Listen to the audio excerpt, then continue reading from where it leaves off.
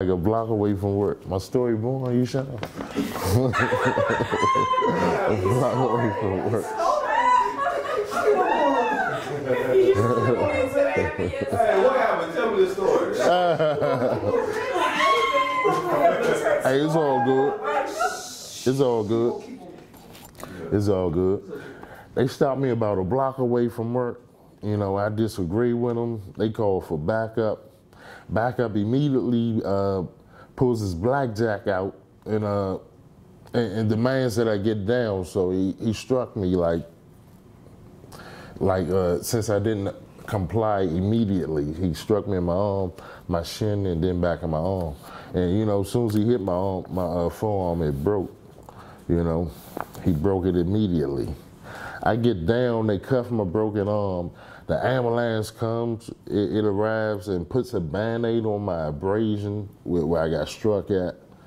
You know, that's just like a small nick, but my arm is broken, so they really missed the whole purpose of them coming out, you know. They put a Band-Aid on my broken arm. That's fucked up. Yeah. So they end up leaving, but they left without me. So I spent like a week sitting in jail with a broken arm before seeing any type of proper treatment, going to see a doctor or go get a cast. So that's like, so they ended up giving me 30 days. So I spent 30 days in jail for nothing. My items were never checked for chocolate donuts. The same public defender failed to initiate any further investigation or lawsuit for my injuries sustained. So, you know, and neither did any of my other attempts, because I tried to follow up with Johnny Cochran, like his law firm, but they wouldn't take the case.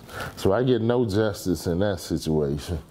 But upon being released after my 30 days, I headed back to Maryland, where I planned on keeping my hopes alive of completing my degree in communications. So right before I started working at the All-Star Temp Agency, I filled out a financial aid application with educational opportunities down in Norfolk.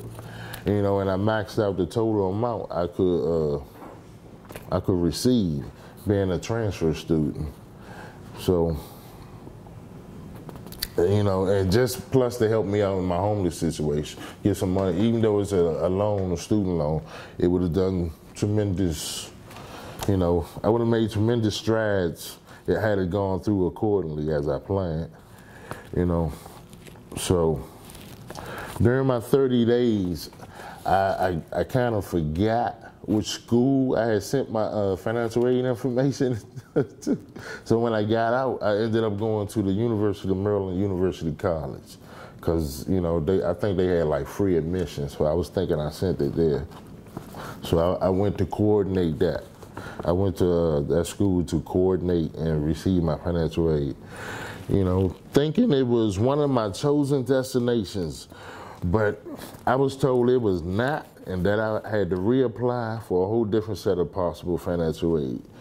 I made it to about the first week of November without my glasses, because when they broke my arm, they stomped my glasses out. When I went back, because I kept looking for my glasses, so when I got out, that was the first place I went to check the scene of the crime, and I could see the frame where he stomped the frame out, you know, stomped the lenses out.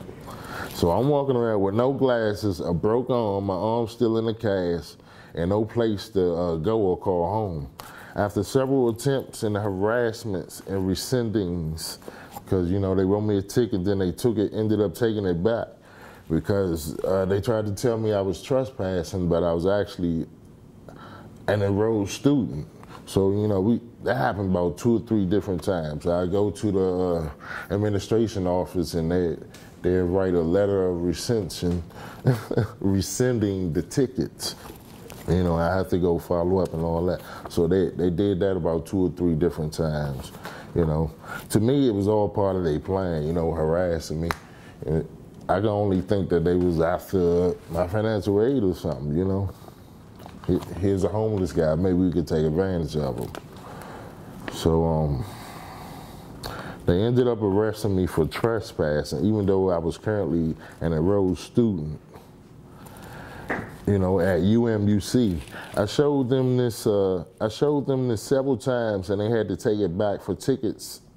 And they had to take back their tickets several times, yet they still pulled this arrest off and planted me with another 30 days for nothing. They stole my clothes while I was locked up in Norfolk. This time they jumped me when I was in Prince George's Community Jail.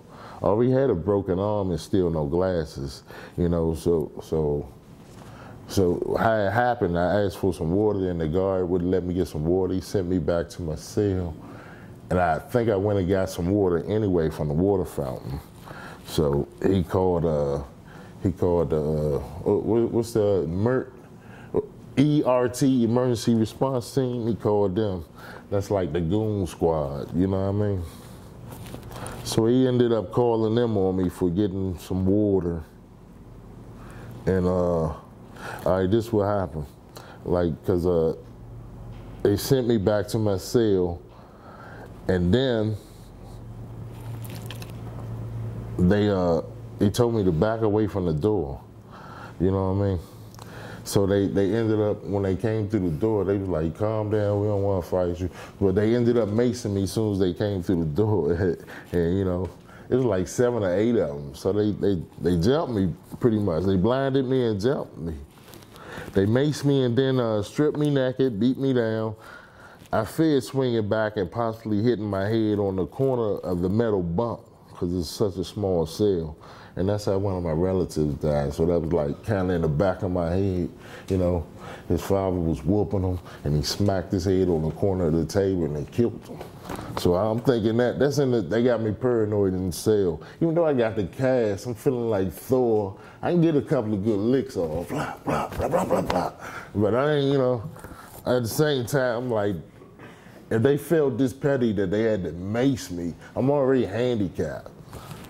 So, you know, I was like, I let it ride. I took it. I took it like a man, like a soldier. You know what I'm saying? I don't think they did anything that they could be proud of that day. But it is what it is. You know what I'm saying? Because they were already known for camera outages and hanging victims suddenly. In the jail cells. They had an incident in Montgomery County as well as PG where the cameras like went out temporarily and no one saw what happened. But they ended up with like a hanging victim, somebody hung themselves. And they went, dead man can't tell no story, so.